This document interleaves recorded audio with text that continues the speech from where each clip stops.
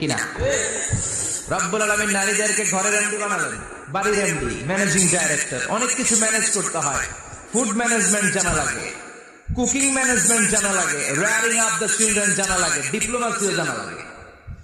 কেমন করে রান্না করবে এটা জানতে হয়, কেমন করে ঘরকে ক্লিন রাখবে জানতে হয়, কেমন করে ছেলে মেয়েকে লালন পালন করতে হবে জানতে হয়, কেমন করে স্বামীর মন জুগিয়ে শাশুড়ির মন জুগিয়ে চলতে হয় সেটাও জানতে হয়। এটা হলো ডিপ্লোমাসি। কূটনৈতিক জ্ঞান না থাকলে আরেকবারের মাইয়া নতুন একবারে যাইয়া সবার সাথে মিলেমিশে চলতে পারে? কথা কর। আপনার ডিপ্লোমেসি জানা লাগে, আপনার food management, cooking management, washing management, rearing up the children, চিলড্রেনদেরকে কিভাবে বড় করতে হয় এটা জানতে হয়। তো এত দায়িত্ব ধুইয়া আপনার ম্যানেজিং ডাইরেক্টরের দায়িত্ব দিয়ে আপনি বাইরে যান কেন? কথা বলেন।